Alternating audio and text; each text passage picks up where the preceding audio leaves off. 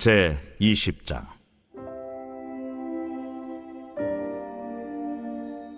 하나님이 이 모든 말씀으로 말씀하여 이르시되, 나는 너를 애굽 땅 종되었던 집에서 인도하여 낸 네 하나님 여호와니라. 너는 나 외에는 다른 신들을 내게 두지 말라. 너를 위하여 새긴 우상을 만들지 말고, 또 위로 하늘에 있는 것이나 아래로 땅에 있는 것이나 땅 아래 물속에 있는 것에 어떤 형상도 만들지 말며, 그것들에게 절하지 말며 그것들을 섬기지 말라.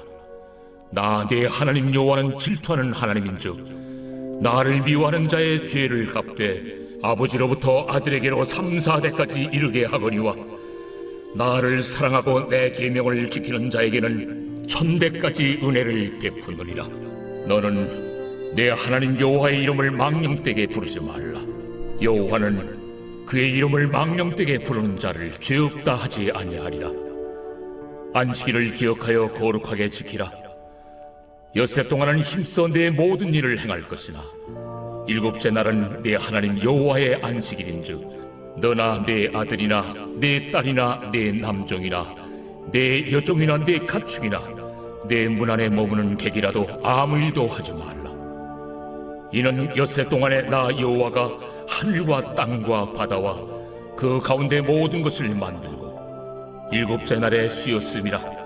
그러므로 나 여호와가 안식일을 복되게 하여 그날을 거룩하게 하였느니라. 내 부모를 공경하라. 그리하면 내 하나님 여호와가 내게 준 땅에서 내 생명이 길리라. 살인하지 말라. 간음하지 말라. 도둑질하지 말라. 내 이웃에 대하여 거짓 증거하지 말라. 내 이웃의 집을 탐내지 말라. 내 이웃의 아내나 그의 남종이나 그의 여종이나 그의 소나 그의 나귀나 무릇 내 이웃의 소유를 탐내지 말라.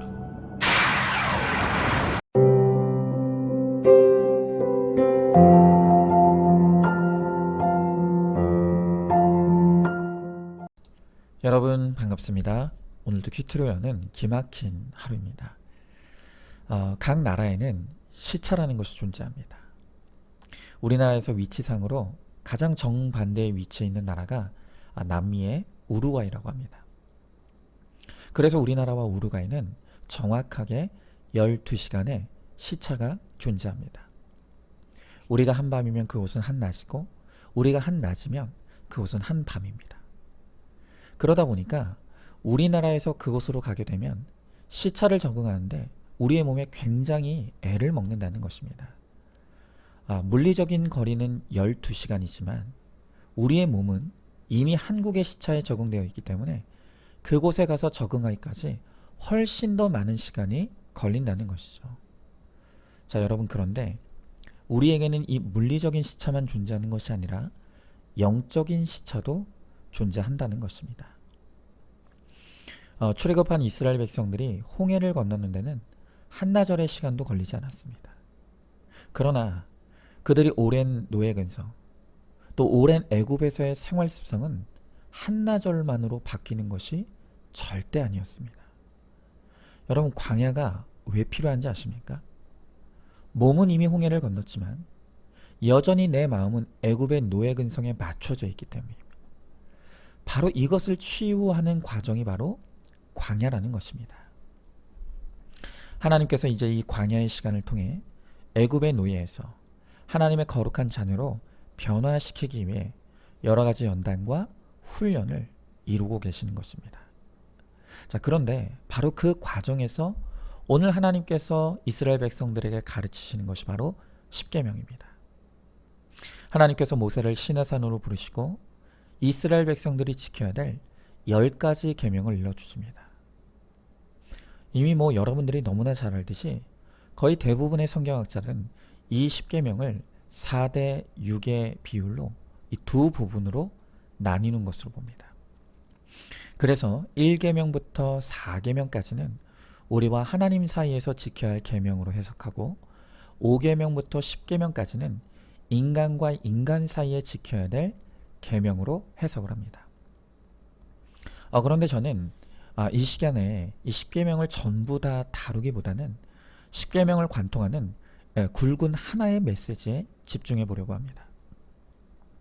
여러분, 이 십계명에 흐르는 그 굵은 하나의 메시지, 그 하나의 주제가 무엇일까요? 그것은 바로 사랑입니다. 하나님에 관한 1계명부터 4계명까지의 핵심은 하나님을 사랑하라 이고, 다른 사람에 관한 5계명부터 10계명까지의 계명의 핵심은 이웃을 사랑하라 입니다. 여러분, 신약에서 예수님이 이 10계명의 본질을 너무 잘 설명해 주셨습니다. 마태복음 22장에 보면 어느 날 한 젊은 율법사가 예수님에게 찾아왔습니다. 그러면서 묻기를, 하나님의 계명 중에 어느 계명이 가장 큰 계명이냐, 그러니까 어느 계명이 가장 중요한 개념이냐라고 묻습니다. 그때 예수님께서 마태복음 22장 37절부터 40절에서 이렇게 대답을 하십니다. 제가 읽어보겠습니다. 예수님께서 이르시되, 내 마음을 다하고 목숨을 다하고 뜻을 다하여 주 너의 하나님을 사랑하라 하셨으니 이것이 크고 첫째 되는 계명이요, 둘째도 그와 같으니 내 이웃을 내 자신같이 사랑하라 하셨으니 이 두 계명이 온 율법과 선지자의 강령이니라 그랬습니다. 오늘 예수님은 하나님의 계명을 하나님 사랑 그리고 이웃 사랑이라고 하는 이 두 가지로 요약하시는 것입니다. 그래서 많은 성경학자들이 예수님이 바로 이 말씀을 일컬어서 십계명의 요약판이다 라고 말을 합니다. 여러분, 그렇습니다. 하나님 나라는 어떤 곳입니까? 천국은 어떤 곳이죠? 여러분, 이 천국의 본질이 바로 사랑입니다. 하나님의 사랑으로 꽉 찬 곳, 그게 바로 천국입니다. 또한 그 하나님을 사랑하는 자들이 있는 곳, 그곳이 천국입니다. 또한 서로를 사랑하는 사람들이 모인 곳, 바로 그것이 천국입니다. 그래서 천국의 본질은 사랑입니다. 여러분, 그래서 하나님의 통치가 이루어지는 사람은 사랑하는 사람이 됩니다. 또 하나님의 통치가 있는 가정은 사랑하는 가정이 되죠. 또한 하나님의 통치가 이루어지는 교회는 사랑하는 교회가 됩니다. 여러분, 그런데 불행한 것이 무엇입니까? 인간이 가지고 들어온 이 죄가, 인간의 죄가 이 사랑을 철저하게 파괴하고 말았다는 것입니다. 여러분, 창세기를 보면 뱀으로 변장한 사탄이 하와를 유혹할 때 가장 힘쓰는 것이 무엇이었냐면 바로 하나님과 인간의 사랑의 관계를 깨트리는 것이었습니다. 그래서 사단은 끊임없이 하나님을 거짓말쟁이로 몹니다. 그리고 하나님의 사랑을 의심하도록 이간질합니다. 그리고 끝에 하나님과 인간의 사랑이 파탄나고 마는 것입니다. 여러분, 이렇게 하나님과의 사랑이 깨어지니 그 다음에 자동적으로 일어나는 일이 무엇이었습니까? 그것이 바로 사람과의 사랑이 깨어져 버리는 것입니다. 여러분, 그래서 다시 이 창세기를 보면 아담에게 처음 하와가 왔을 때 아담이 하와를 향해 내 뼈 중에 뼈요 살 중에 살이다 라고 하며 지극한 사랑의 언어를 쓰는 것을 봅니다. 그런데 죄로 인해 타락하니 하와를 향한 아담의 언어가 사랑의 언어에서 원망의 언어로 바뀝니다. 아담이 말하기를 하나님이 주신 그 여자 때문에 내가 선악과를 먹었습니다 라고 이 선악과를 따먹은 모든 책임을 하와에게 떠넘기는 것입니다. 여러분, 오늘 이 모습은 인간이 가지고 온 죄가 어떻게 하나님의 사랑을 파괴하고 또 사람 간의 사랑을 파괴시켰는지를 너무나 잘 설명하고 있는 것입니다. 여러분, 그래서 이제 하나님께서 하나님의 백성이 된 이스라엘 백성들에게 그 잃어버린 하나님의 사랑 그리고 이웃 사랑을 계명으로 가르치시고 지키게 하시는 것입니다. 자, 그래서 이 하나님에 대한 계명에 대해 말씀하시면서 오늘 6절에 보니까 뭐라고 말씀하십니까? 나를 사랑하고 내 계명을 지키는 자에게는 천대까지 은혜를 베푸느니라 그랬습니다. 무슨 말입니까? 다른 신을 두지 말고 다른 우상의 형상을 만들지 말고 그 앞에 절하지 아니하고 안식일을 지키는 것, 이 모든 것을 한마디로 말하면 결국 하나님 사랑이라는 것입니다. 여러분 5계명부터 시작되는 사람에 대한 계명도 마찬가지입니다. 부모 공경, 살인하지 아니하고 간음하지 않고 도둑질하지 않고 이웃에게 거짓말하지 아니하며 이웃의 것을 탐내지 아니하는 것. 여러분 이 모든 것은 결국 이웃사랑이라고 하는 이 한 가지 개념 안에서 다 설명되는 것입니다. 성경은 사랑이 모든 문제의 마스터키임을 가르쳐주고 있습니다. 사랑만 하면, 사랑하게 되면 하나님과의 모든 문제, 그리고 사람 간의 모든 문제는 자동적으로 해결된다는 것입니다. 베드로전서 4장 8절의 말씀에 무엇보다도 뜨겁게 서로 사랑할지니 사랑은 허다한 죄를 덮느니라 그랬습니다.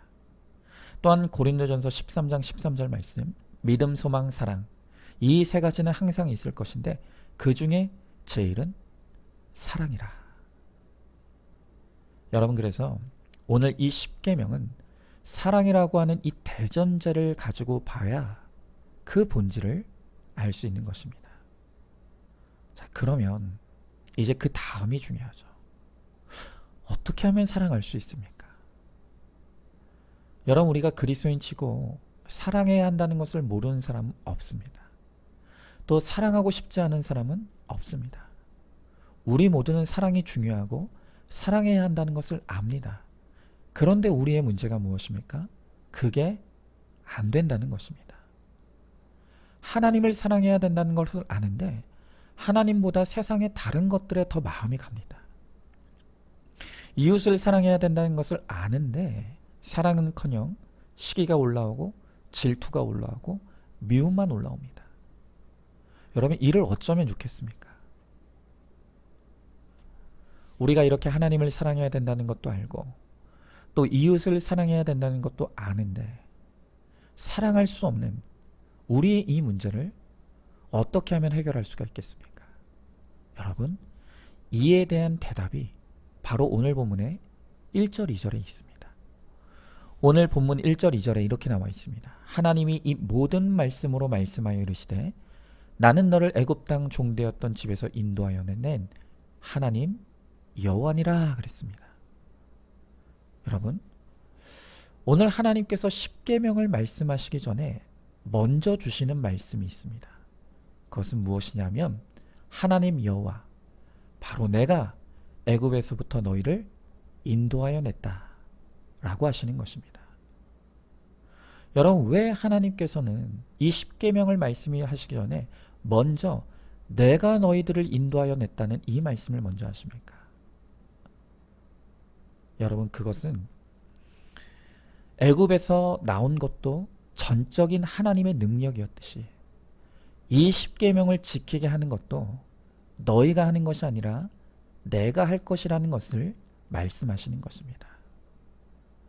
여러분, 하나님께서 하나님 사랑, 이웃 사랑을 계명으로 주셨다면 그 계명 안에는 이 계명을 지킬 힘도 마음도 하나님이 주시겠다는 그 약속이 포함되어 있는 것입니다. 여러분, 이스라엘 백성들은 애굽에서 종살이하다 죽을 인생이었습니다. 그들은 그 종살이에 저항할 힘도 없었고 마음도 없었습니다. 그런데 그런 철저히 무능력 속에 살아가던 이들을 여호와 하나님께서 그의 전적인 능력으로 애국과 싸워 이기시고 그들을 이끌어내셔서 하나님의 자녀가 되게 하신 것입니다. 그리고 바로 그 하나님께서 이 10계명도 지키게 하시겠다는 것입니다. 여러분, 이제부터 이 광야를 통해 하나님은 이스라엘 백성들을 양육하시고 훈련하셔서 그들로 하여금 사랑할 수 있게 하시고 그리고 그의 계명을 넉넉히 지킬 수 있도록 만들어 가시겠다는 것입니다. 그리고 그것은 우리에게 주시는 동일한 약속입니다. 다만 우리가 사랑할 수 있는 하나님의 거룩한 백성으로 자라기까지 필요한 것이 있는데 바로 그것이 인내입니다. 여러분, 고린도전서 13장은 사랑장이라고 하죠.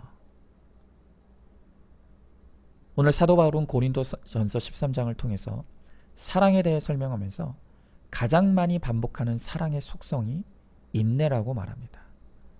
그러면서 바울은 이 사랑에 있어서 인내를 3번이나 반복합니다. 고린도전서 13장 4절에 사랑은 오래 참고, 또 7절에서 모든 것을 참으며, 또 마지막 7절에 모든 것을 견디느니라. 여러분, 제가 서두에 이스라엘 백성들이 비록 몸은 출애굽했지만 아직 여전히 그들의 생각도 마음도 영혼도 애굽에서 벗어나지 못했다고 했습니다. 시차 적응이 안 된 것입니다. 우리도 마찬가지입니다. 우리가 이제 거듭난 하나님의 자녀가 되었지만 여전히 우리는 죄의 노예의 근성에서 벗어나지 못하고 있습니다.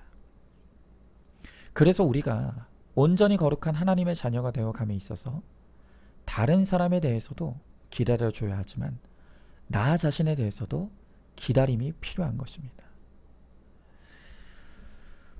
우리에게 아직 강력한 죄의 속성이 남아 있어서 처음에는 하나님 사랑 또 이웃 사랑에 대해서 성공하는 것보다 실패하는 것이 훨씬 많을 것입니다.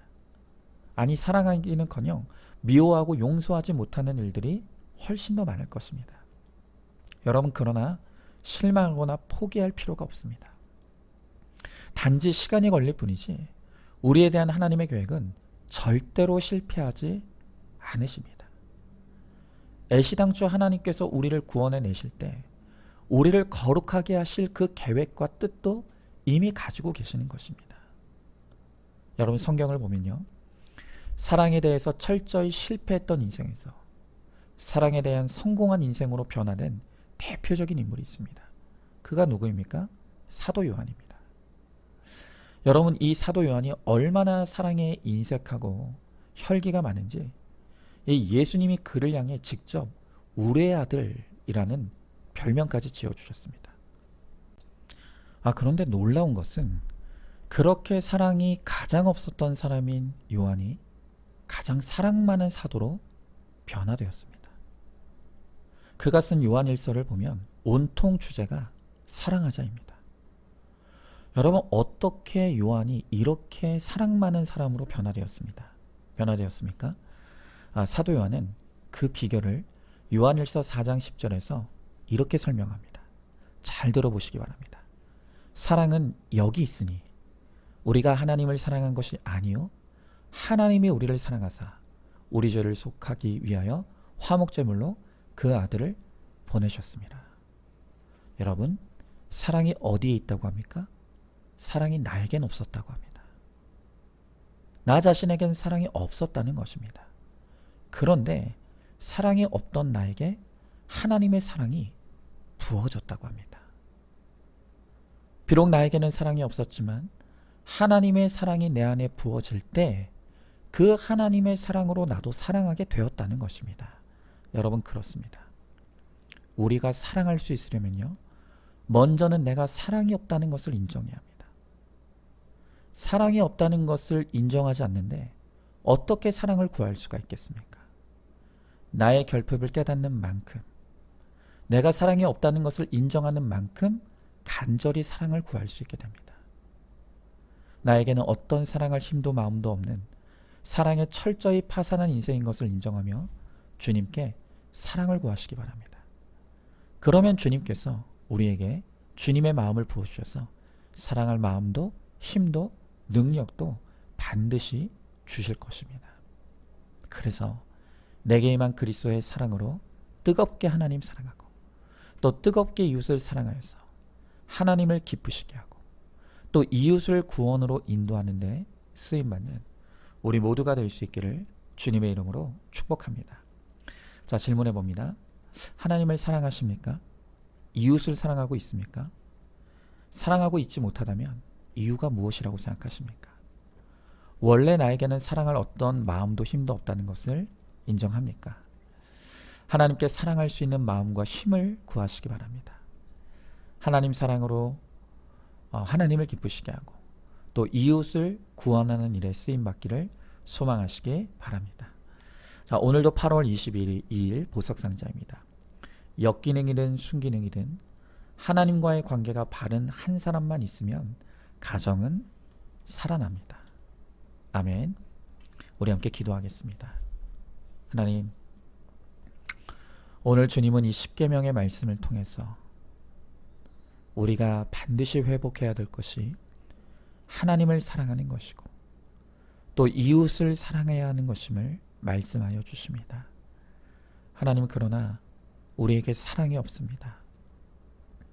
사랑해야 된다는 것도 알고 사랑하고 싶은데 우리에게 올라오는 것은 미움과 시기와 질투, 그리고 증오에 쓴물만이 올라옵니다.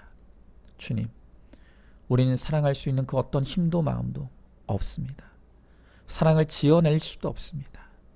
그러하기에 우리는 사랑할 수 없는 존재라는 것을 인정하며 오늘도 사랑의 근본이신 하나님 앞에 나아가 하나님이 사랑을 주실 것을 간절히 소망합니다.